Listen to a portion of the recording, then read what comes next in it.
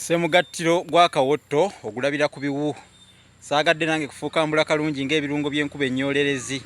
Mu butuufu bulaba Lulenda ayambalidde ggwe ng'ojjukira Nalubabwe kubanga obukulula nabwo bwe bukoleeza olwogero omanyirawo nti wandibanga mu butuufu obubanga tebulengedde kikwebeeya ate nga ddala kituufu wandibaawo omugulo. Kakati nno bwe mubanga muli eyo saagala mutuule ensobaasobanye ng'omuganzi atudde ku kkono, mutuulire ddala mu butuufu bw'okutuula gye musinziira yonna yonna okundaba n'okugoberera ate mugoberere bino mu ngeri ey'ekisajja kikulu. Kiri Wambwa kyatuula mu lumbe lwa Wante ng'agamba nti kaakati ono nno Wante tumusse ate n'ennyama tugenda kugirya n'olumbe tulwabizeewo nalwo luggwe. Embwa ejooga mu lumbe lw'ente bannange, embwa ejooga naye abange sijja kwekenenkulanga mu booge bagunoga kibbo gudda muganda. Njagadde mbaweeyoko leero ezimu ku ngero ezikwata ku matovu naye nno mulowooza amatovu gandi wala. Wanno amatovu tegandi wala, gano ge matovu ago matovu ago matovu mugalengera amatovu nga sinnabawa ku matovu basinaba kubagererayo ku ngero wano ku matovu. Amatovu mugalaba? Amatovu gaago gano gonna matovu.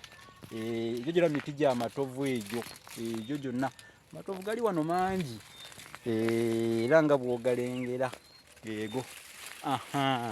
Naye gafumita wegenderezanga nnyo amatovu.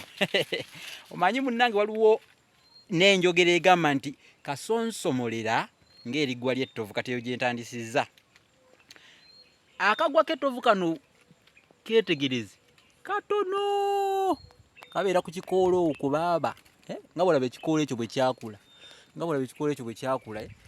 akaggwa kabeera eno newasembe nga kasongooledivu okalengera obulengera obwo bwonna buggwa bwa ttovu obwo naye nga kakufumise jjajja senga taata kojja maama oyinza okuyita bajjajja abo abakusooka n'ogamba kayinza n'okuserengesa obakumire ku muliro kubanga mu butuufu kafumita katono nnyo bwe kati naye kakusonsomola ate oyinza okutana. Kale tokanyooma lwa butono.